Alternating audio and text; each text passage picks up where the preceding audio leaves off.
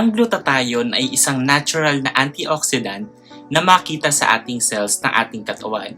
Ibig sabihin, kayang gumawa ng katawan natin ng glutathione pero through biological processes at maraming pinagdadaanan para makagawa ng glutathione ang ating katawan. Makakatulong ang pagkain ng sulfur-rich foods tulad ng leafy green vegetables, itlog, ng animal proteins at iba pa. Ang pagkain ng vitamin C-rich foods tulad ng citrus fruits, ng selenium-rich foods, syempre with healthy lifestyle tulad ng pag-exercise, proper sleep, at iba pa para mas tumaas ang production ng glutathione levels natin. Ang pag-inom ng glutathione supplement o capsule may be beneficial pero be cautious o mag-ingat lang din for potential risk and side effects. So dapat mag-take lang ng recommended dosages para maiwasan natin ang mga possible na side effects tulad ng abdominal cramps, bloating, allergic reactions, at iba pa. Bago tayo magpatuloy, huwag nyo namang kalimutan na mag-subscribe sa aking YouTube channel at i-click ang notification bell icon para maging updated kayo sa mga future video uploads ko. Ako nga pala si Jasper, expert pagdating sa mga gamot dahil ako ay isang registered pharmacist. Ang glutathione ay tinatawag din na master antioxidant. Pero ano nga ba yung purpose o gamit ng antioxidant? Ginagamit ng katawan natin ang antioxidant para mabawasan ang oxidative stress. Ito yung mga toxins na pumapasok sa katawan natin. Remember, ang ating kidneys ay tagasala ng mga toxins at liver naman ay taga-metabolize. Taga-metabolize ng pagkain, ng mga gamot at iba pa.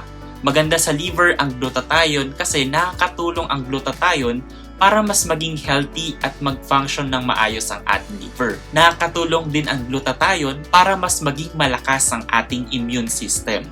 Maganda rin ang glutathione kung ikaw ay may non-alcoholic fatty liver. May mga pag-aaral din na nakakatulong ito bilang anti-aging at nakakaganda ng balat dahil sa anti-melanogenic property niya, which is nagpro-promote para pumuti yung ating balat.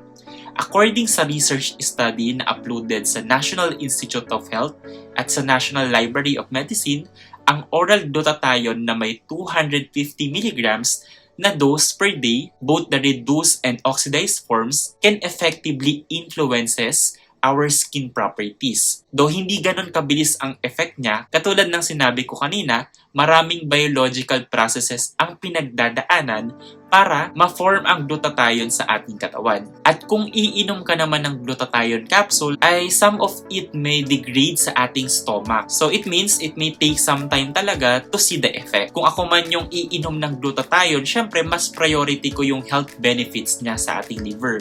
So bonus na lang din talaga yung effect niya sa ating balat para pumuti. Aside sa mga naunang benefits na nabanggit ko, maganda rin yung glutathione para sa ating mental health dahil may mga pag-aaral na nagpapakita na ang tamang level ng glutathione ay nakakatulong para sa mental clarity at sa ating mood. Then, meron din siyang anti-inflammatory property na tumutulong para mabawasan ng inflammation sa ating katawan dahil na rin sa maling pagkain o pagkain ng unhealthy food na nagdudulot lalo ng pamamaga. Most especially if meron kang arthritis o inflammatory diseases. Ngayon, paano nga ba makakuha ng enough glutathione naturally? Katulad ng nabanggit ko kanina, ang mga natural ways para mapataas ang ating glutathione levels ay una, kumain ka ng sulfur-rich foods. So yung halimbawa ng mga sulfur-rich foods ay broccoli at ng cauliflower. Yung mga leafy green vegetables natin.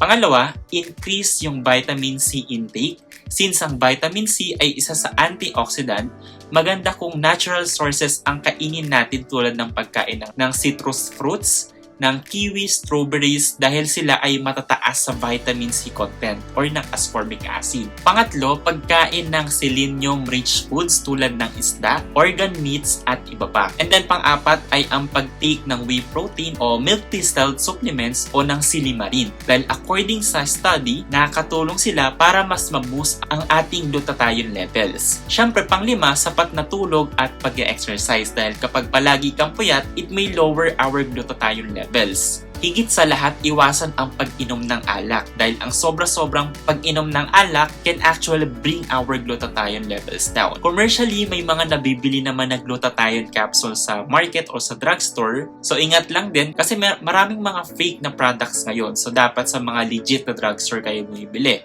So ganoon na rin, mag-ingat tayo sa potential na side effects. So hindi para sa lahat ang glutathione capsule. Better to take yung mga natural way to increase yung glutathione levels natin if in case. Maari kasing makaranas ng mga stomach issues yung mga nagtitake ng glutathione capsule tulad ng bloating, stomach cramping at iba pa. Kung nagbubuntis ka naman o nagpapa-breastfeed, better na stop muna ang pag-take ng glutathione capsule since there is not enough evidence according sa study na safe siya for pregnant and nursing mom. So maraming nagsasabi sa internet na safe siya, but check nyo rin yung site if credible ba. Kami kasing nasa medical fields, we always use yung mga researches na nasa National Institute of Health, credible din yung WebMD, Healthline, US FDA, Philippine FDA, ResearchGate at iba pa. Nabanggit natin kanina na nakakatulong ang glutathione sa pagpapaputi ng ating balat, but take note lang na ang pag-inject ng glutathione for skin lightening na purpose ay isa sa major safety concern.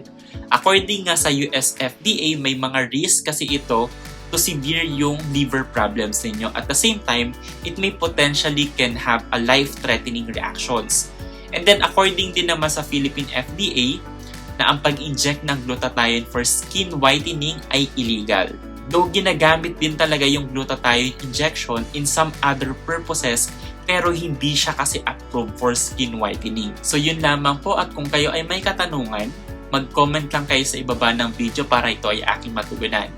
Sasagutin natin yan, pero disclaimer lang, may mga delay sa pag-reply kasi may iba rin akong ginagawa at may work din. Muli, as a registered pharmacist, ako ay nagpapaalala na ugaliin magtanong sa inyong doktor o pharmacist patungkol sa inyong mga gamot. For more drug information, do not forget to subscribe to my YouTube channel.